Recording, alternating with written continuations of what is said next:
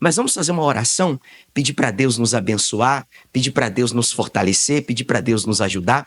Curve a sua cabeça, feche os teus olhos, liga o teu pensamento em Deus neste momento e vamos orar ao Senhor para que o Senhor, em sua infinita misericórdia, venha nos iluminar, venha nos abençoar e que tenhamos um culto de ensino da palavra de Deus muito abençoado para a glória do Senhor Jesus. Oremos a Deus. Senhor, meu Deus e meu Pai, aqui nós estamos reunidos em Tua presença, reunidos diante do Teu altar, porque a Tua palavra, ela diz que aonde há 2 ou mais pessoas reunidas em Teu nome, ali o Senhor se faria presente. Que o Senhor ilumine a nossa mente, que o Senhor nos dê a Tua graça, que o Senhor nos dê sabedoria, que o Senhor esteja conosco, que o Espírito Santo possa nos abençoar e que tudo seja para a Tua glória, em nome de Jesus. Amém, queridos? Estão todos bem armados aí com a palavra de Deus? A Bíblia, ela é a espada do Espírito. O cristão, ele não tem uma arma, não é?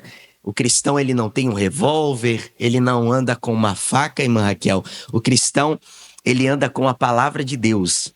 Obreira Gabriela, é a palavra do Espírito. É com essa arma que nós lutamos. E hoje, nós iremos tratar de um assunto que é o primeiro artigo da nossa confissão de fé sobre a palavra de Deus.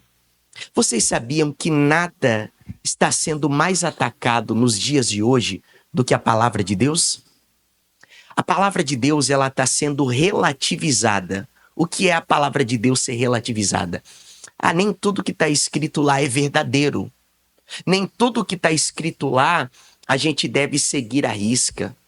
A gente pode seguir a parte que fala do amor, mas a parte que fala sobre Deus, ele ser santo, estas coisas aí a gente deixa de lado.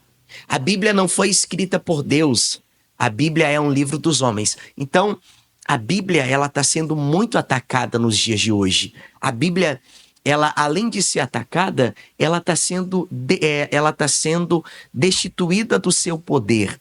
Ela está sendo destituída da sua mensagem original. E muitas pessoas chegam a dizer que a Bíblia, ela não é a palavra de Deus. E hoje a gente vai aprender sobre isso e vamos ver, de acordo com a própria Bíblia, que sim, a Bíblia é a palavra de Deus, que Deus, ele inspirou homens, que Deus, ele levantou homens, que Deus, ele deu o seu Espírito Santo para estes homens que escreveram a mensagem de Deus, que escreveram a palavra de Deus. Amém? Mas eu queria ler aqui primeiro, antes de nós entrarmos nos versículos, nos capítulos, sobre o que diz o primeiro artigo. Eu vou imprimir, aqui é o artigo, aqui é a nossa confissão de fé. É no que nós acreditamos, porque cada segmento acredita em alguma coisa, sim ou não? A Igreja Católica acredita em alguma coisa, a Igreja evangélica acredita em alguma coisa. Então, nós temos uma crença, e a nossa crença ela está totalmente enraizada na palavra do nosso Deus. O artigo 1º da nossa confissão de fé, a Confissão de Fé Batista de New Hampshire, do ano de 1833. Diz assim, o primeiro artigo: cremos que a Bíblia Sagrada foi escrita por homens divinamente inspirados. Como assim, pastor? Homens divinamente inspirados? Homens que eram cheios do Espírito Santo e que não escreveram segundo o que dava na telha, segundo o que dava na cabeça deles. Veio na minha cabeça e eu vou escrever como se fosse a palavra de Deus. Não, foram homens divinamente inspirados. Não foi anjos que escreveram a Bíblia, né? Não foram seres além deste mundo natural. Foram homens divinamente inspirados. E é um perfeito tesouro de instrução celestial. Então, tudo que está na Bíblia é Deus nos instruindo. A Bíblia é um livro físico que tem uma mensagem espiritual. E que mensagem é essa? A mensagem de Deus, a mensagem da palavra de Deus. a mensagem do Altíssimo. Aí ele continua, veja só, que tem Deus como seu autor. Então quem é o autor da Bíblia? É Deus, é ou não é, Bruninha? O autor da Bíblia é o nosso Deus. Diferente dos outros livros, que têm os seus autores humanos, a Bíblia, Obredelane, tem o seu autor que é o nosso Deus. Aí ele continua. Salvação como o seu fim. Então, de Gênesis a Apocalipse, a Bíblia ela está falando do plano de salvação. Ela está falando do plano de redenção. Aí ele continua. E verdade sem qualquer mistura de erro como seu conteúdo. Ela revela os princípios pelos quais Deus nos julgará. Então a Bíblia revela tudo. A Bíblia revela o plano de salvação de Deus, que se cumpriu em Jesus Cristo, mas a Bíblia também revela o modo pelo qual Deus nos julgará. E diz assim, e por isso é e continuará sendo até o fim do mundo o verdadeiro centro da união cristã. Isso aqui é muito importante. Quando você for em uma igreja, o centro do que está sendo falado na boca daquele que está com o microfone nas mãos deve ser unicamente a palavra de Deus. Por isso que revelações que são extra-bíblicas, elas não existem. Porque a maior revelação que Deus deixou nesse mundo é a palavra de Deus. Então, a palavra de Deus é o centro da união cristã. Eu não preciso de nada além do que está escrito na palavra e nada a menos do que está escrito na palavra. Eu preciso da palavra, do Gênesis até o Apocalipse. Eu não preciso que alguém chegue para mim e diga que Deus está falando na sua mente, ou que Deus está dando uma mensagem na mente dele para me entregar. Eu não preciso disso. Eu preciso que alguém abra a boca e quando esse alguém falar assim, ó, assim diz o Senhor, seja acompanhado pelo capítulo tal e o versículo tal da palavra de Deus. Entendem? Então, o centro da nossa união, ó, nós estamos aqui reunidos, estamos aqui unidos. Qual é o alvo de nós estarmos aqui? Qual foi o alvo do culto de ontem? Quem viu a pregação de ontem no YouTube? Alguém viu? Foi bom, né? Então, qual foi o centro de ontem? Foi a palavra. Qual é o centro de hoje? A palavra. Qual é o centro de domingo? A palavra. Qual é o centro de segunda-feira? A palavra também. Qual é o centro, se tiver um congresso? A palavra. Então, tudo tem que girar em torno da palavra de Deus. A Bruninha tá afiada, né? Daqui a pouco eu vou deixar vocês falar, tá, meus irmãos? Só tô trazendo aqui a introdução. Tá certo? Vocês vão falar no microfone. Amém? Vamos lá. Aí ele diz assim, ó. Diga, vocês estão felizes? Eu tô muito feliz de estar aqui hoje. Aí diz assim, ó. Só há comunhão espiritual com aqueles que se submetem integralmente às Escrituras, com suas doutrinas fundamentais. Como andarão dois juntos se não concordarem? Então, com quem que eu devo dividir a minha vida? Com quem que eu devo ter um vínculo de amizade forte? Com alguém que crê no que eu creio. Com alguém que acredita naquilo que eu acredito, tá certo? Ó, e para encerrar, e o supremo padrão pelo qual toda conduta, credos e opiniões humanas devem ser julgadas. Amém, meus irmãos? Então vamos lá. Agora, nós veremos pela própria Bíblia que ela é a palavra do nosso Deus. Vamos lá? Abre aí no segundo livro de Timóteo, capítulo 3 e versículo 16. Primeiro livro de Timóteo, nós veremos pela própria Bíblia que a Bíblia é a palavra do nosso Deus. A Bíblia fala dela mesmo. Amém, queridos? Segundo livro de Timóteo, capítulo de número 3, isso, segundo Timóteo, capítulo 3 e versículo de número 16. Quem aí tem coragem de ler? Alguém quer ler? Isso, a senhora quer ler? Então vamos lá, fala no microfone aqui, senão não sai na câmera. Toda escritura devidamente inspirada é proveitosa para ensinar, para redaguir, para corrigir, para instruir em justiça. Veja só. Então, toda a Escritura, ela foi inspirada por quem? Foi inspirada por Deus. Então, a Bíblia, ela não foi coisa da cabeça dos homens. Ela veio da parte do próprio Deus. Amém? Aí, no versículo 17, diz assim, ó: para que o homem de Deus seja apto e plenamente preparado para toda boa obra. Então, a palavra de Deus, conforme leu a obreira Gabriela, ela foi inspirada por Deus. Foi Deus quem inspirou a Bíblia.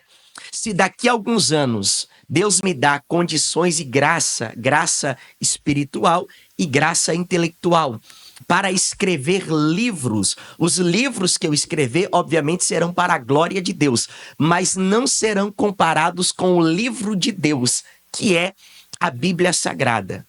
Entendem, queridos? Vamos lá agora, pode abrir a Bíblia na segunda carta de Pedro, capítulo 1 e versículo 21. Quem for ler, eu vou pedir para se levantar e vir aqui do meu lado. Aí você vai pegar o microfone na mão e você vai ler, tá certo?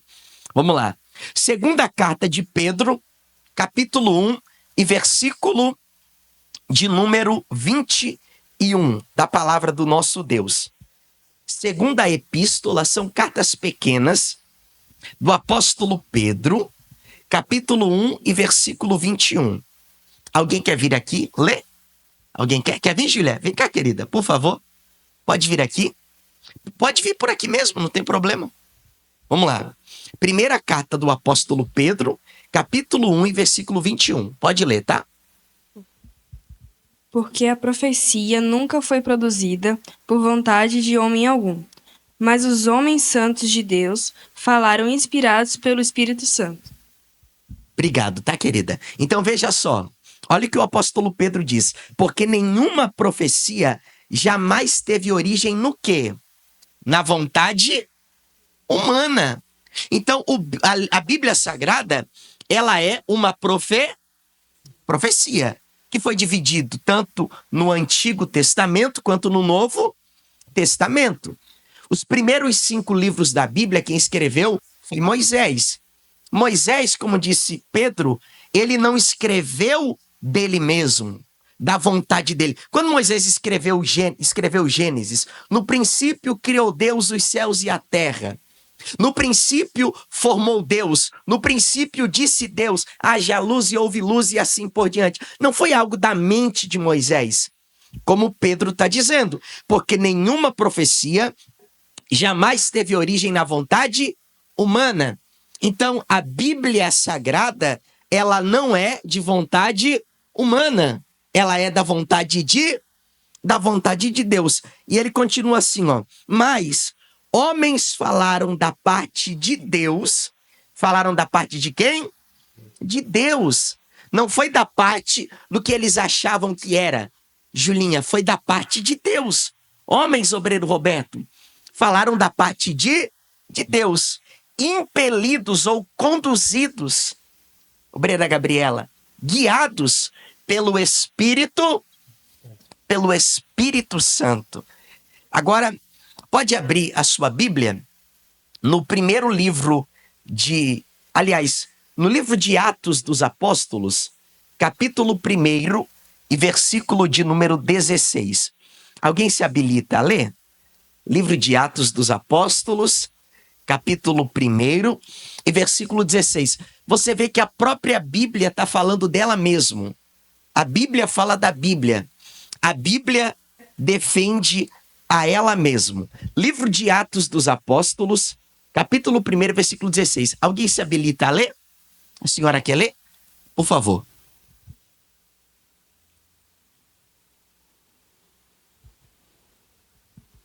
Irmãos, era necessário que se cumprisse o que o Espírito Santo tinha anunciado pela boca de Davi, a respeito de Judas, que se tornou o guia dos que prenderam Jesus. Veja só, algumas traduções, um exemplo, a minha diz que era necessário que se cumprisse a escritura. Então, quando Judas traiu Jesus, obreira Edelane, foi para se cumprir a palavra de Deus na boca do seu servo Davi, irmã Raquel. Porque não era a palavra de Davi, obreiro Roberto, era a palavra de Deus na boca de Davi. Então, quando Judas ele traiu Jesus, foi para que se cumprisse a palavra de Deus, porque não era palavra de homens. Se fosse palavra de homens, ela iria fracassar, mas era palavra de Deus. Então, cumpriu-se a palavra de Deus quando Judas ele trai o nosso Senhor Jesus Cristo. Veja que a própria palavra de Deus, a própria Bíblia Sagrada, ela vai fazendo uma defesa dela mesma. Agora, abre aí no livro de João, capítulo 10, e versículo de número 35. Está logo atrás do livro de Atos dos Apóstolos. João, capítulo 10, e versículo de número 35 da palavra do Senhor. Alguém se habilita a ler? Alguém quer ler? João, capítulo 10, e versículo de número 35. Alguém se habilita? Alguém quer ler? A senhora quer ler? João 10, 35. Pois se a lei chamou deuses aqueles a quem a palavra de Deus foi dirigida, e a escritura não pode ser anulada. Aqui o Senhor Jesus, obrigado, tá, querida? Ele está tendo um embate, um debate com os fariseus. Os fariseus chegaram ao ponto de dizer para Jesus assim, ó, tu não tens nem 50 anos e como tu dizes que veio antes de Abraão? Abraão, o nosso pai morreu, os patriarcas morreram. Como tu dizes que tu és nascido de Deus e te colocas em posição igual a Deus, dizendo que era o filho de Deus? Aí Jesus, no versículo 35, que a obreira, no versículo 35, que a obreira Gabriela leu, ele diz assim, ó, se ele chamou deuses aqueles a quem foi dirigida a palavra de Deus, e aí tem uma observação ali no final dizendo assim, ó, e a escritura não pode ser anulada. Por que a escritura não pode ser anulada? Porque é a palavra de Deus. Caso contrário, Deus seria falho. E o nosso Deus não é falho. Por que a palavra de Deus ela não pode ficar sem se cumprir? Por que a palavra de Deus ela tem que se cumprir a ponto do próprio Jesus dizer para que a escritura não seja anulada? Porque se a escritura é anulada, o nosso Deus tem uma falha. E se o nosso Deus tem uma falha, ele não é o Todo-Poderoso, ele não é perfeito. Ora, haja vista que o nosso Deus, ele é sim perfeito, ele não tem falhas e ele é soberano. Então, tudo é para que a escritura, para que a palavra de Deus, para que aquilo que Deus falou, veja que o apóstolo Paulo escreveu, homens divinamente o quê? Inspirados, escreveram da parte de Deus. Então, se eles foram divinamente inspirados, escreveram da parte de Deus, é necessário que aquilo que eles escreveram ou aquilo que eles falaram na época pudesse se cumprir. Então, vocês têm que sair daqui armados, literalmente no sentido espiritual, armados para defender a palavra de Deus e também para não se deixar levar pelos ataques contra a palavra de Deus. Quer ver um exemplo? Uma vez eu ouvi uma pessoa, veja só, eu ouvi uma pessoa dizer algo diabólico. Ele falou que o centurião romano que foi até Jesus para pedir a cura para o seu servo, na verdade foi até Jesus para pedir a cura para o seu namorado. Então, veja como a Bíblia ela é distorcida, ela é desacreditada, ela é descredibilizada. Por que é tudo isso? Quer ver uma coisa? Abre aí, e esse eu vou ler, porque não está aqui no na minha folha. 1 Timóteo, capítulo 1, versículo 15. Veja só, por que a palavra de Deus ela é tão atacada? E qual é a maior missão de um cristão? A maior missão de um cristão é estar preparado para defender a palavra de Deus.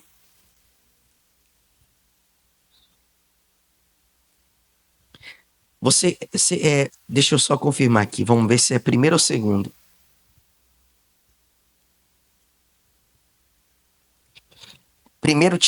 Isso, é 1 Timóteo,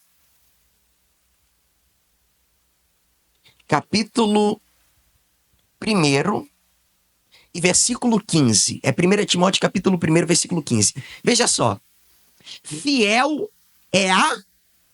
O que é fiel? A palavra. E a palavra é o quê? A Bíblia. Fiel é a palavra. Então, mesmo que tentem desacreditá-la, mesmo que tentem distorcê-la, mesmo que tentem dizer que ela não é verdadeira, a Bíblia está dizendo, fiel é a palavra, é digna de toda aceitar. Aí veja só, que Jesus Cristo veio ao mundo para fazer o quê? Para salvar os pecadores, dos quais eu sou o principal. Então, independente do que falam, a palavra de Deus é verdadeira. Uma outra vez eu vi um podcast, eu até falei isso numa pregação, o padre Reginaldo Manzotti, ele atacou a Bíblia também. E ele disse assim, a Bíblia, ela não é verdade no seu sentido completo, porque Jesus falou que o grão de mostarda era a menor das sementes. E o grão de mostarda não é a menor das sementes. E realmente não é a menor das sementes. E eu expliquei o que Jesus falou e o porquê que ele falou. Porque veja só, na época de Jesus, primeiro ele foi ao seu povo. Eu vim para os que eram meus e os meus não me receberam. Então, para o judeu, o grão de mostarda era a menor das sementes. Então, não adiantava Jesus falar de uma outra semente que eles não conhecessem. Jesus falava de acordo com o que eles conheciam. Jesus falava de acordo com o que eles podiam compreender. Eu até falei na minha pregação, Jesus não ia falar para eles, olha, eu vou mandar para vocês uma mensagem de WhatsApp. Eles nem iam saber o que era isso.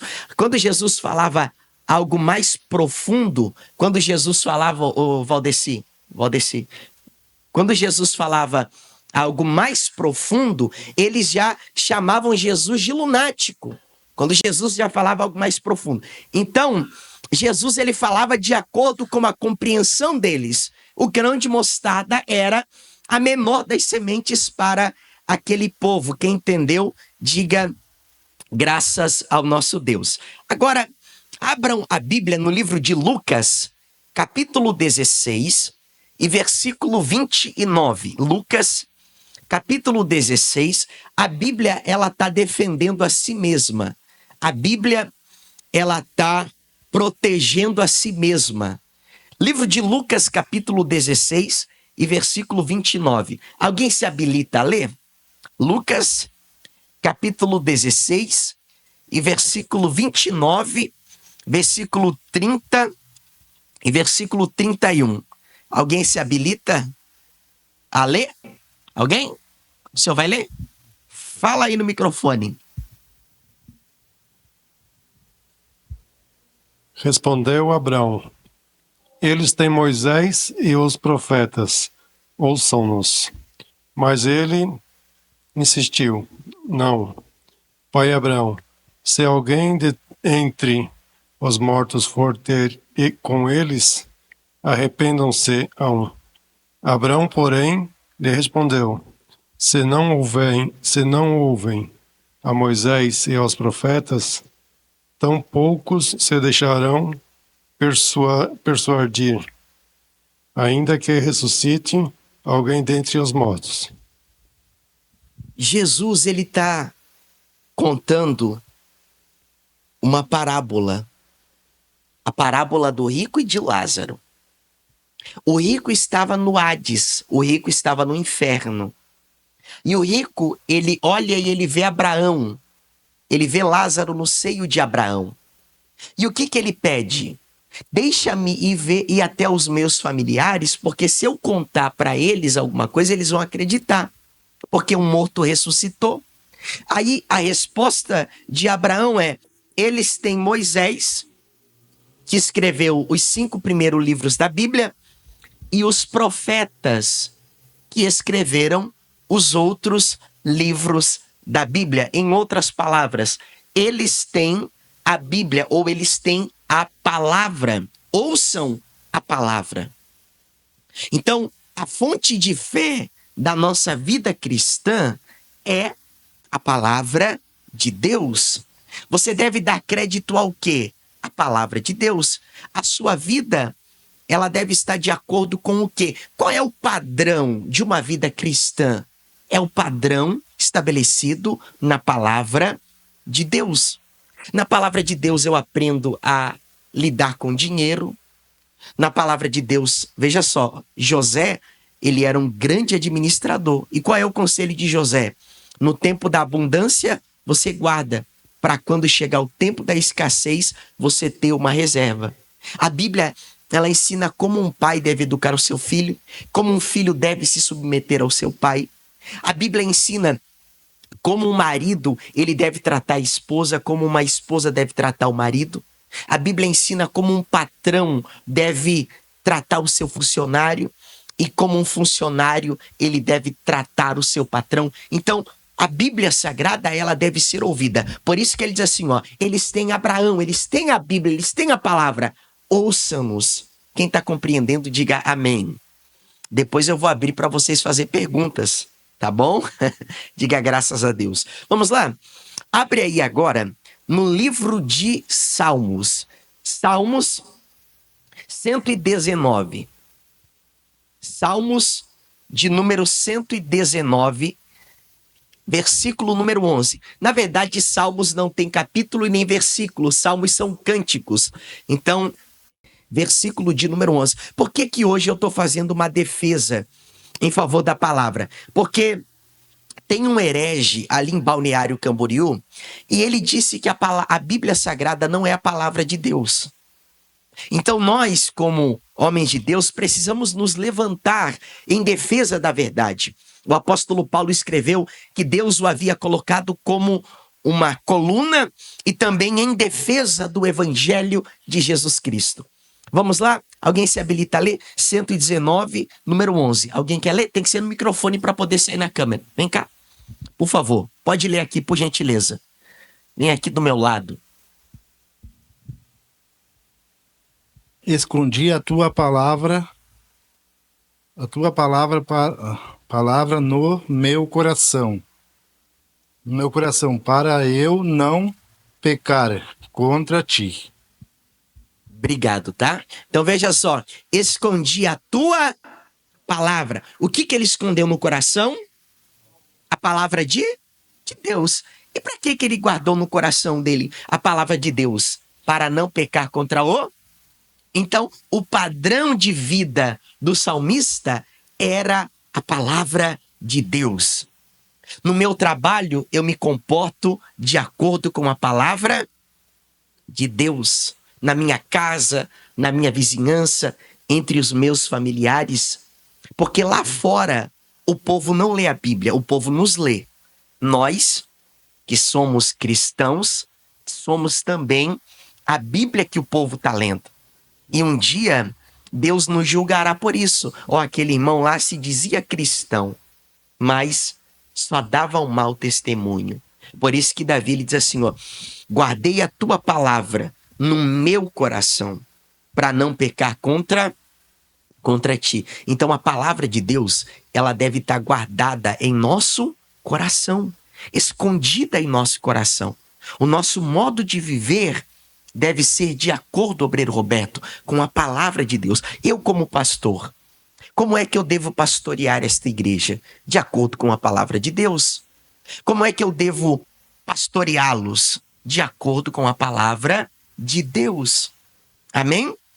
Agora abram a Bíblia no livro de Romanos, capítulo 3, e versículo de número 1. Se alguém se habilitar a ler, já pode se preparar. Romanos capítulo 3 e versículo de número 1. Livro de Romanos, capítulo 3 e versículo de número 1. Vamos lá? Alguém se habilita a ler? Alguém quer ler? Romanos capítulo 3, isso, 1 e 2. Portanto, que vantagem tem o judeu, ou que proveito traz a circuncisão?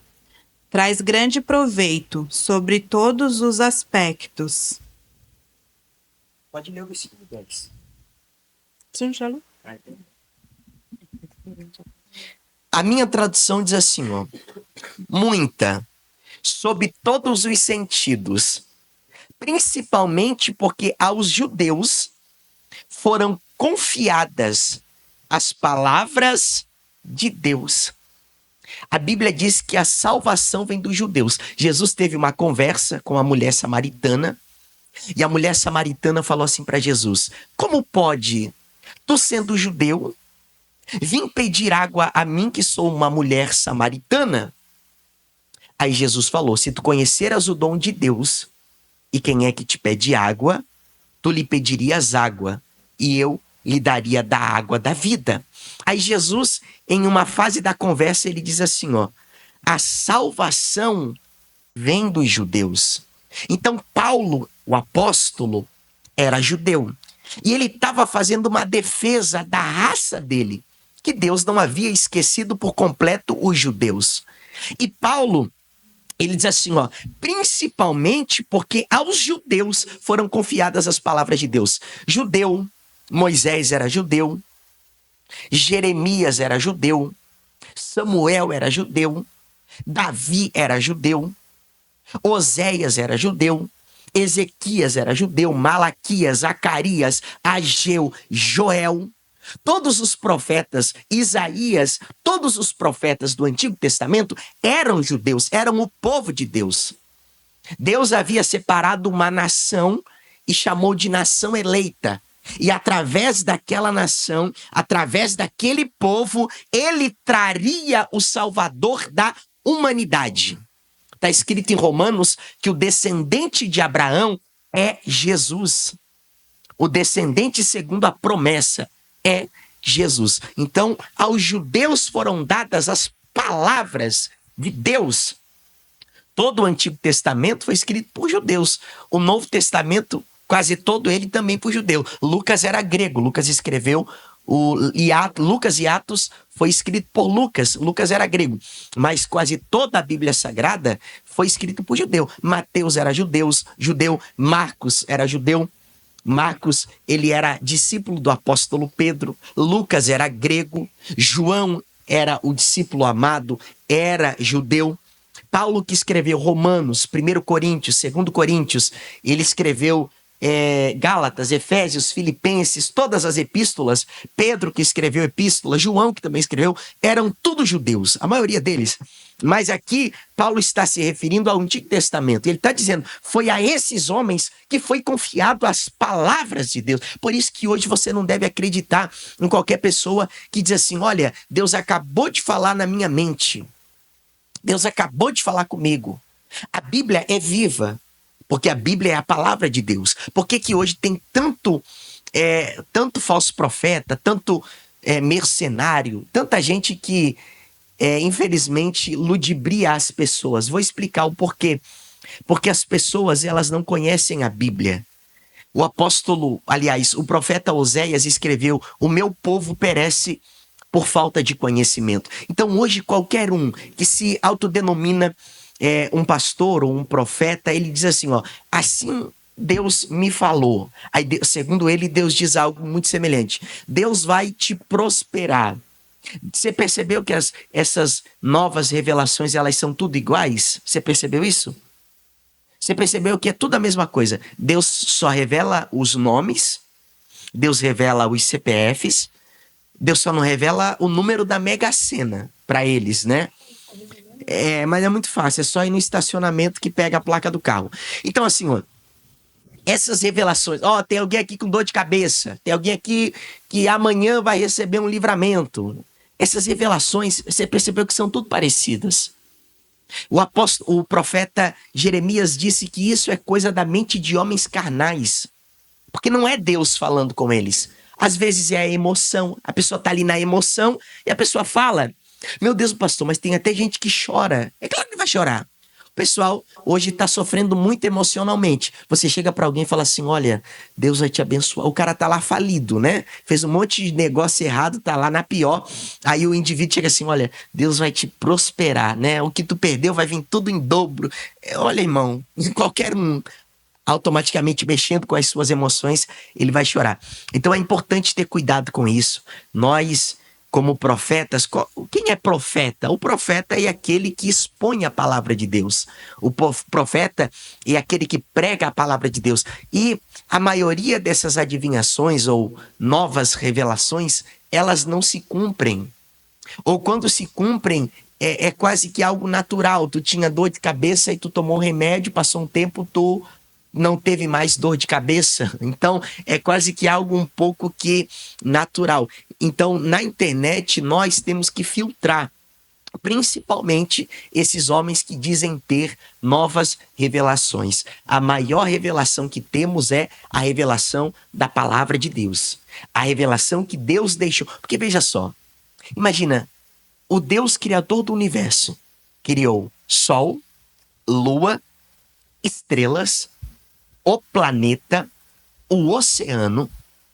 Ele entregou o seu filho. Aí ele vai se revelar na mente de um indivíduo para dizer que eu tô com uma dor de cabeça, ou que eu vou receber um dinheiro na minha conta, ou que você entende que é algo um pouco meio que sem lógica, essas coisas que esses homens aí falam e fazem.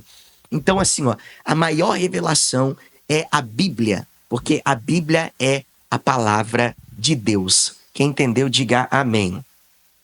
Eu vou ler mais alguns versículos e depois eu gostaria que cada um fizesse uma pergunta de acordo no que diz respeito à Bíblia Sagrada, e dentro das capacidades que Deus me der, eu vou responder. Amém? Vamos lá. Abre a Bíblia aí no segundo livro de Timóteo, capítulo 3 e versículo de número 15. Segunda carta do apóstolo Paulo a Timóteo. Segunda carta do apóstolo Paulo a Timóteo.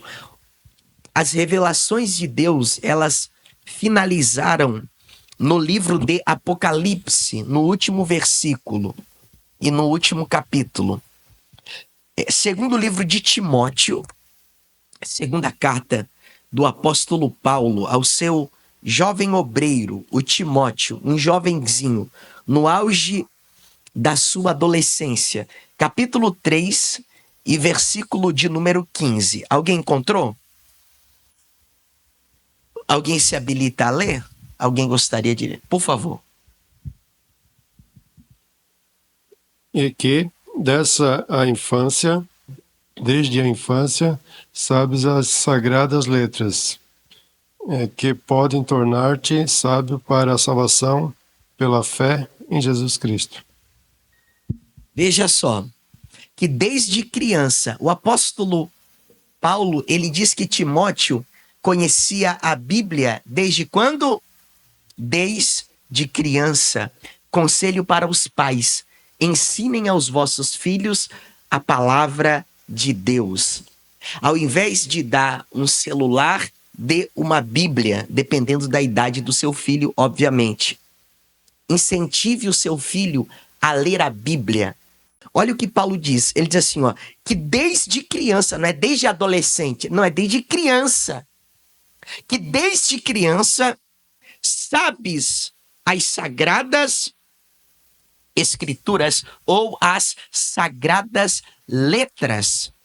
Então, Timóteo, a avó dele, Lloyd, e a sua mãe, Eunice, eram cristãs, eram servas de Deus. E elas ensinaram a palavra a Timóteo. Então, veja só, que desde criança sabes as sagradas escrituras que podem te tornar sábio. Então, a Bíblia Sagrada, ela torna o ser humano sábio. Sábio para quê? Para a salvação. Aí ele continua pela fé em Jesus Cristo. Amém, queridos? Vamos a mais um versículo. Tá no livro, na primeira carta do apóstolo Pedro, capítulo 1, versículo 10 e versículo 12.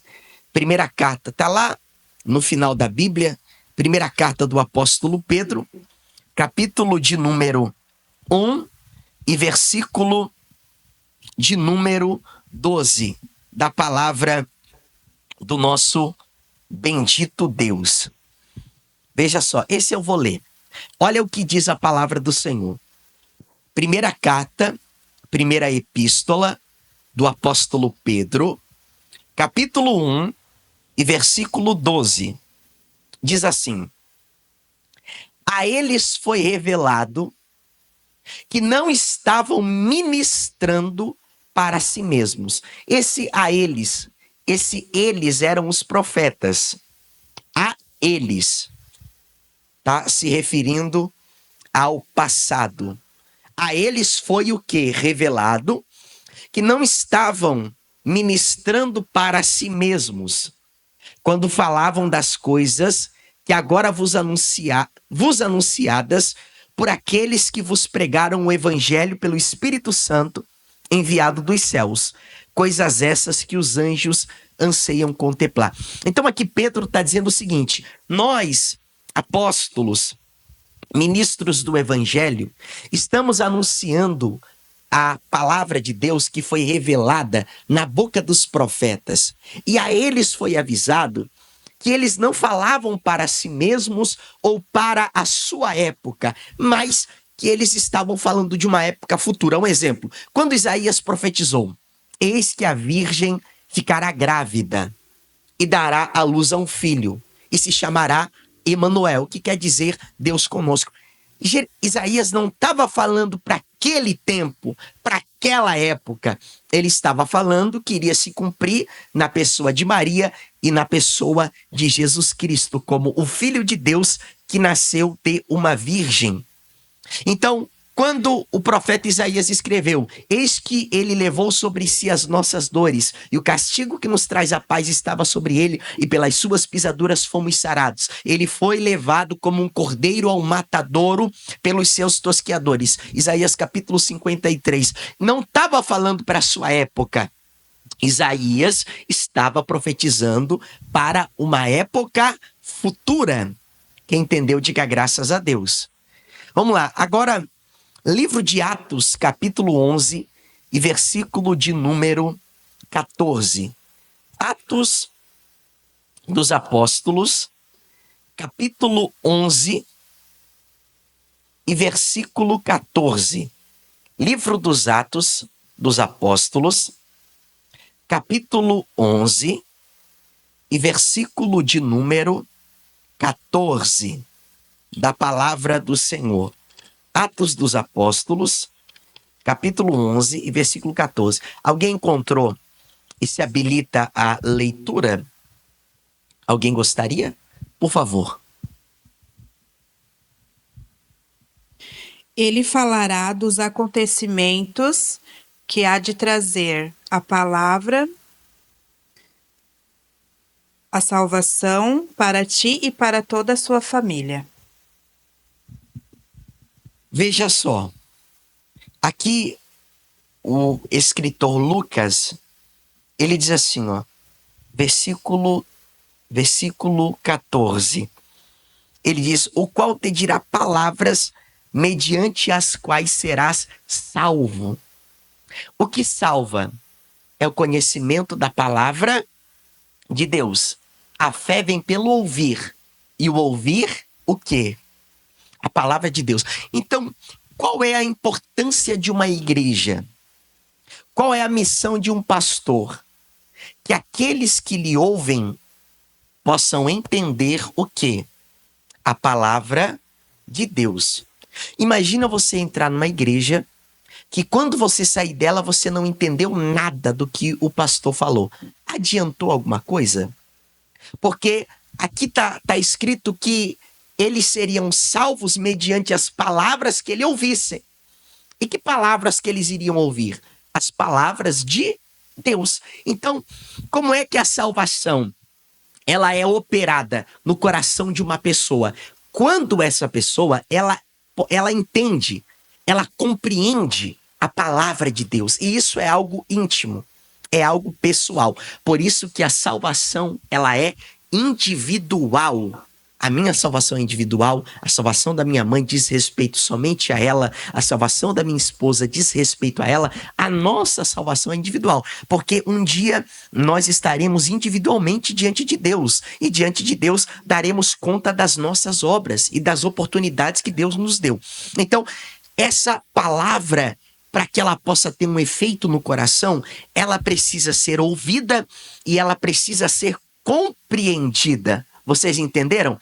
Por isso que a fé vem pelo ouvir, e ouvir a palavra de Deus. Amém? Alguém tem alguma pergunta para fazer, de acordo com a palavra do Senhor? Alguém gostaria de fazer alguma pergunta? Alguém tem? Alguém tem, nesse momento, a mente fica branca, é ou não é? Se não se habilitarem, eu vou dar prosseguimento aqui a mais alguns versículos. Vamos lá então? Romanos, capítulo 1 e versículo 16. Livro de Romanos, capítulo 1 e versículo de número 16. Livro de Romanos. Vem cá, Julinha, vem ler. Vem aqui do meu lado, querida. Romanos, capítulo 1 e versículo 16. Veja a importância da palavra de Deus. A palavra de Deus, ela é um tesouro. Pode vir por aqui, querida. Romanos, encontrou ali? Romanos, capítulo 1 e versículo 16. Pode ler aqui, tá? Porque não me envergonho do evangelho de Cristo, pois é o poder de Deus para a salvação de todo aquele que crê, primeiro do judeu e também do grego. Porque nele se descobre a justiça de Deus de fé em fé, como está escrito, mas o justo viverá da fé. Obrigado, querido. E você leu agora o versículo mais importante dessa noite, e nós iremos nos deter a esse versículo. Veja, olha que extraordinário. Romanos, capítulo 1, versículo 16. É um dos versículos mais importantes da Bíblia Sagrada. Ele diz assim, ó, porque não me envergonho do quê? As pessoas usam isso como um argumento, né? O cara tá lá, ele tá dando soco na cara de todo mundo, ele tá girando, ele tá dando com a cabeça na parede, ele tá rolando no chão, ele tá dando... Uma vez eu vi um vídeo, o cara girando ali, e ele deu um soco na cara da irmã que estava do lado, e a irmã quase que tonteou. E ele tá ali espumando pela boca, ele tá gritando, ele tá berrando, ele tá pulando, correndo pela igreja. Aí ele coloca um versículo lá. Porque eu não me envergonho do evangelho. Aquilo não é evangelho. Aquilo não é evangelho. Quando Paulo diz assim, ó, porque eu não me envergonho do evangelho, o que Paulo estava dizendo? O povo, alguns haviam crido em Jesus e depois, por pressão popular, haviam apostatado, abandonado a fé e abandonado Paulo. Demas foi um discípulo de Paulo e Paulo diz assim, ó, Demas amou mais as coisas deste mundo. Ou seja, Demas teve vergonha do evangelho. E Paulo estava dizendo, eu não tenho vergonha do evangelho. O que é o evangelho? É a pessoa de Jesus e a obra de Jesus. Quando alguém te pergunta assim, o que é evangelho? Você tem que estar com isso no seu coração. O evangelho é que o Filho de Deus se fez filho dos homens. O evangelho é que o Deus eterno nasceu no ventre de uma virgem pelo Espírito Santo. O evangelho é que esse Deus que se fez homem e nasceu no ventre de uma virgem, ele morreu em uma cruz e ressuscitou ao terceiro dia. E todo aquele que nele crê será salvo. Então, Paulo, ele estava dizendo isso, porque eu não me envergonho do evangelho. E o que é o evangelho? pessoa e obra de Jesus Cristo. Eu li em um livro do R.C. Sproul, foi o maior teólogo do século XX, e ele traz a explicação sobre o que é o evangelho. E ele explica de forma muito simples que o evangelho é a vida e a obra de Jesus. Qual foi a vida de Jesus? Que ele nasceu de uma virgem. Qual foi a obra de Jesus? Que ele morreu na cruz do Calvário, que ele operou milagres e que ele ressuscitou ao terceiro dia. Aí Paulo continua dizendo assim, ó, porque é o poder de Deus para a salvação de todo aquele que nele crê. O evangelho é o poder de Deus para quem, meus irmãos? Para quem? Para o ímpio? Para o infiel? Para quem? Para todo aquele que nele crê. Eu já me perguntei algumas vezes, falei, meu Deus, eu preguei, eu ensinei, eu expliquei. Só como Paulo escreveu em Gálatas, quase que quem me ouvia viu Jesus crucificado através das palavras. Paulo fala assim, um parênteses aqui nas minhas observações. Paulo disse assim, ó insensatos Gálatas, eu preguei Jesus a vocês como se vocês vissem com os próprios olhos Jesus sendo crucificado, de tão real que era a pregação do apóstolo Paulo. Aí agora, o apóstolo Paulo, ele diz assim, ó, o evangelho é o poder de Deus para todo aquele que nele crê. Eu já preguei, eu pensei assim, meu Deus, fulano de tal não se converteu. Porque o evangelho é poder só para quem crê, só para quem é eleito, só para quem é separado. Amém? Vamos continuar aqui. Primeiro do judeu, depois do grego. Pois no evangelho se revela a justiça de Deus, da fé para a fé, ou de fé em fé, como está escrito, o justo viverá pela fé. Amém? Dá para você dar um glória a Deus? Glória a Deus. O justo viverá pela fé. E eu vou encerrar aqui. Esse foi o versículo que converteu o coração de um homem, um alemão brabo.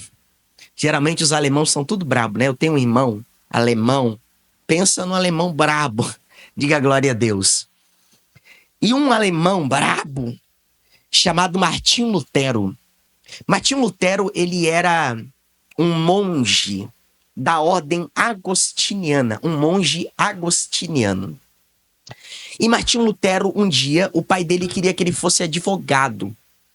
E um dia, em que deu uma tempestade muito grande, tinha muito raio, ele estava em cima de um cavalo, e ele quase morreu. E ele fez uma promessa de que se ele fosse livre naquele momento, ou recebesse o livramento, ele se tornaria um monge agostiniano devoto de uma entidade, ou devoto de uma santa. E ele cumpriu isso, tornou-se um monge agostiniano, e ele era um homem que tentava alcançar a Deus, ou o favor de Deus, pelo seu mérito próprio, ou o que a Bíblia chama de justiça própria.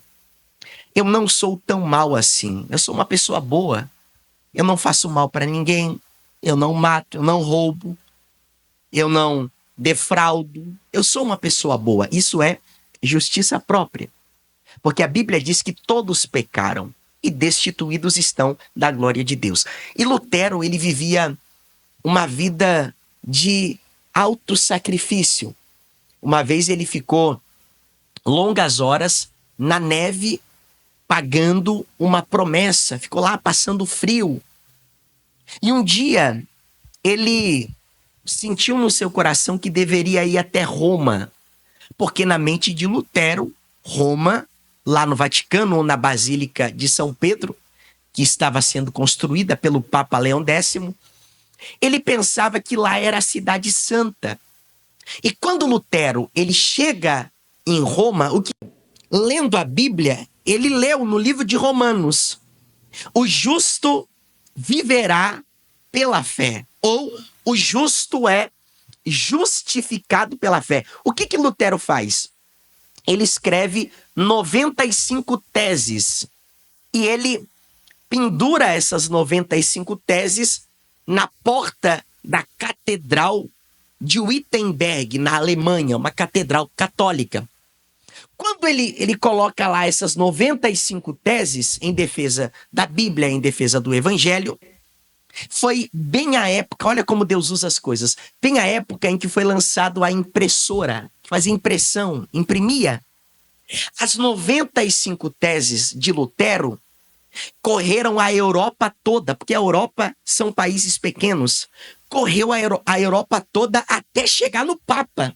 O Papa Leão X, que era o homem mais poderoso da época, um dos mais.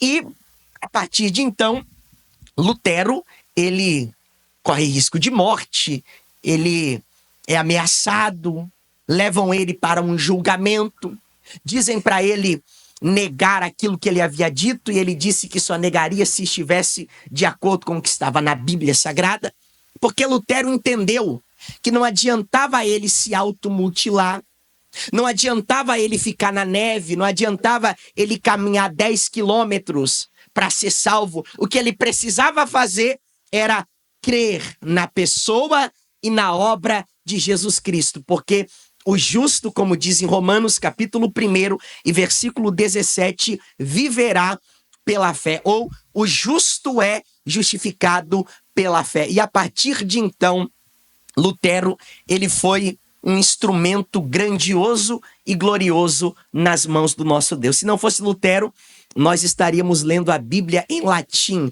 até o dia de hoje. Lutero, ele traduziu a Bíblia para o alemão. Lutero, porque a fé vem pelo ouvir e ouvir a palavra de Deus. Por que o povo ele era tão ligado aos dogmas da Igreja Católica? Porque o povo não conhecia a palavra. O que Jesus falou no Evangelho de João, capítulo 8, versículo 36? E conhecereis a verdade, e a verdade vos libertará. João 8,32, da verdade, né? E conhecereis a verdade. Que verdade é essa? A verdade da palavra de Deus. Então o povo não conhecia. Quando Lutero ele começa a imprimir a Bíblia Sagrada, o povo vai tendo acesso. E conforme o povo vai conhecendo a palavra de Deus vai fazendo a obra no seu coração. E nasceu aí a famosa Reforma Protestante. Homens que protestaram contra o poder da Igreja Católica, porque na Igreja Católica eles dizem que o Papa é o vicário de Cristo ou o sucessor de Pedro, mas na verdade o papado foi instituído no século VI ou no ano 600 depois de Cristo, né? Então não teve a sua sucessão lá em Pedro. E fora o poder que a Igreja Católica ela tinha sobre os seus súditos, e o auge mesmo foi quando o Papa Leão X ele começou a vender indulgências. O que eram as indulgências? Era como se fosse uma carta de perdão ou uma carta de salvação. Você comprava a indulgência e você era salvo. Tinha um vendedor de indulgência que chegava ao ponto de dizer assim, ó, quando se é ouvido o barulho da moeda nos cofres da igreja, há uma alma saindo do purgatório. Então todas essas coisas que iam contra a palavra de Deus, Lutero ele combateu. Lutero ele foi contra. Por isso que Paulo diz, eu fui posto como defesa do evangelho. Por isso que a nossa regra de fé como cristãos é a palavra de Deus, sola escritura, ou somente a palavra de Deus. Somente pela fé, somente pela graça, somente a palavra, somente para a glória de Deus. Amém, meus irmãos? Então, nós cremos na palavra. Quando a Julinha leu aqui, o justo viverá pela fé, eu quis trazer toda essa explicação a respeito de Lutero, porque foi através desse cisne. Teve um homem chamado John Hus. John Hus foi um dos precursores da Reforma Protestante, e ele foi queimado na fogueira.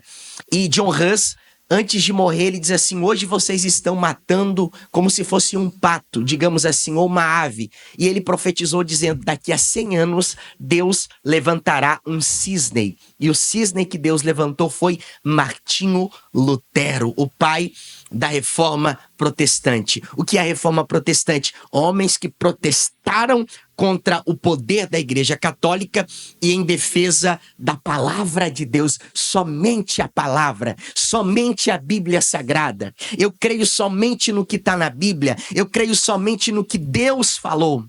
Quem entendeu, diga graças a Deus.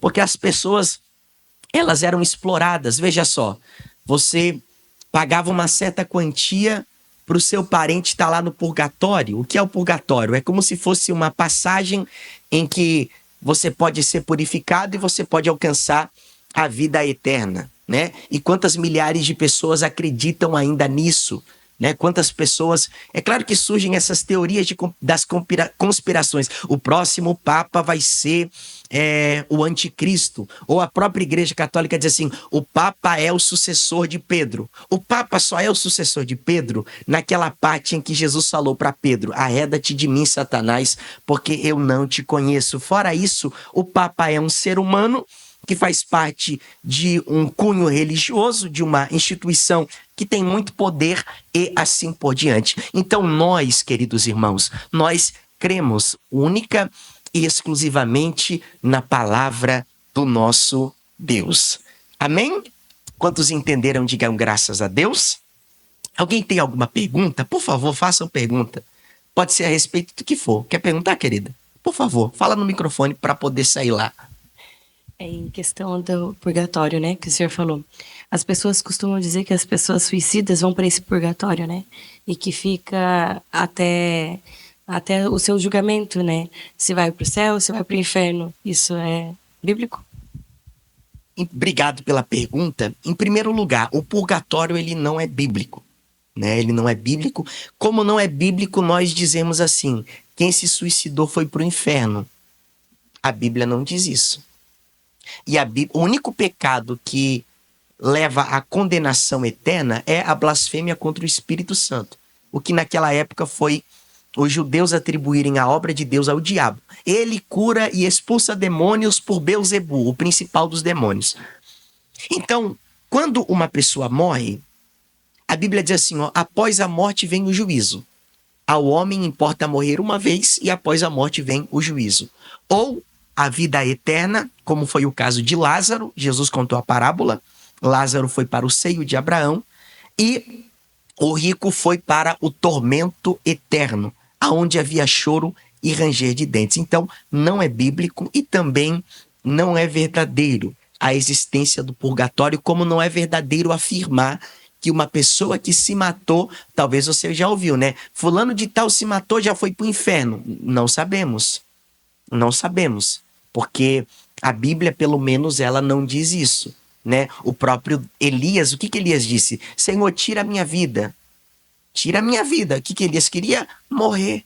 Então, não é bíblico o purgatório, e agora emendando, né? Como também não é bíblico dizer que alguém que se suicidou vai para o inferno. Amém? Alguém tem mais alguma pergunta? Por favor, façam. Por favor, passa lá para ela, querida, por gentileza. Sobre algumas pessoas, dizem que acreditam em espírito, acreditam em Jesus Cristo, mas acreditam na parte espírita, vamos dizer. Isso tem algum contexto bíblico, alguma coisa que explique referente a isso? Obrigado pela pergunta, tá, querida?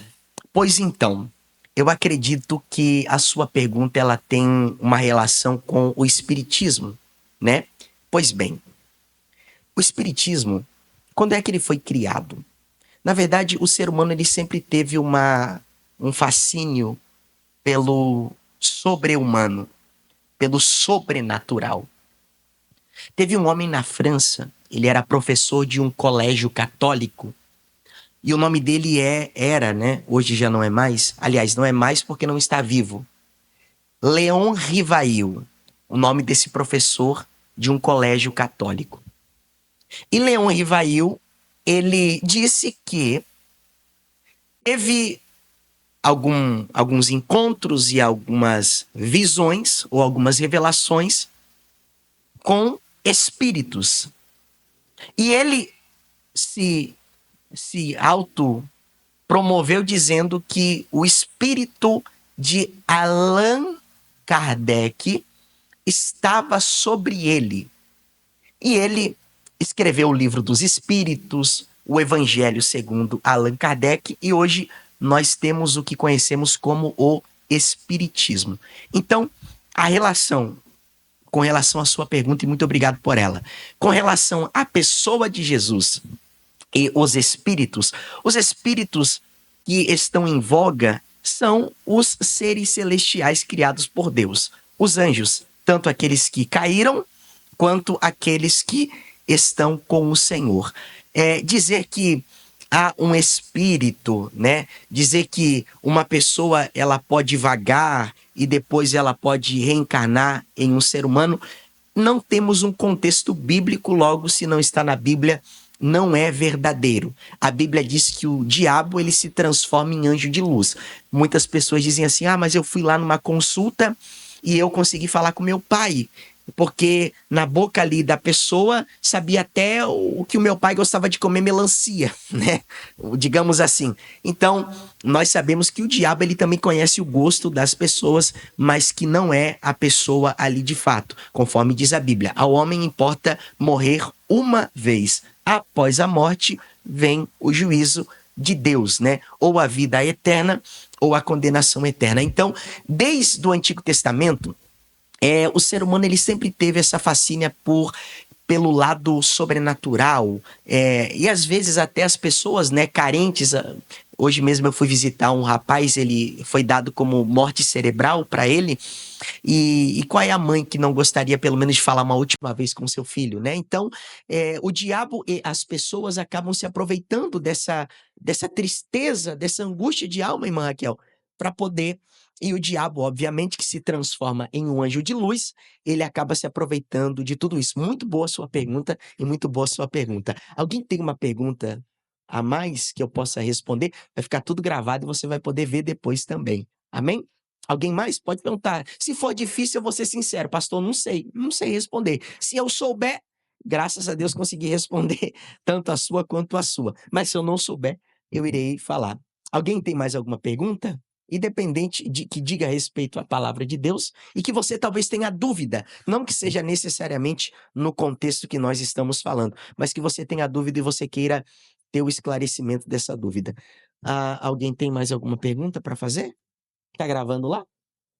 Então tá. Alguém tem mais alguma pergunta? Alguém mais? Quer? Pode fazer, querida. Mas é sobre o Apocalipse. Pode. Numa parte do Apocalipse fala que virá entre nós dois, dois viajantes, né, digamos assim, e andará entre nós pregando o evangelho, né, trazendo a palavra do Senhor agora no fim dos tempos. Alguns dizem que é Elias e Enoque. O senhor sabe me explicar isso? Porque eu acho que muita gente fica em dúvida em relação a isso, né? Obrigado pela pergunta. Pois então, a gente nunca pode ir além do que está escrito. Dizem que é Elias e Enoque. A Bíblia te chama de as duas testemunhas. E essas duas testemunhas, elas serão mortas e elas irão ressuscitar e todo mundo o verá e glorificará ao nome do Senhor. Então, sempre que você ouvir uma pregação e nessa pregação tenha uma tese, a minha tese é que era Enoque e Elias, ou que será Enoque e Elias. Pode ser que seja Enoque e Elias, mas a Bíblia ela não nos dá um respaldo. O respaldo dessa tese é que Enoque e Elias foram arrebatados, né? É a raiz que formulou essa afirmação. Mas a Bíblia ela não deixa claro, então, se a Bíblia não deixa claro, a gente tem que respeitar o que a Bíblia diz, porque a Bíblia diz o que era necessário que fosse dito. Amém, querido?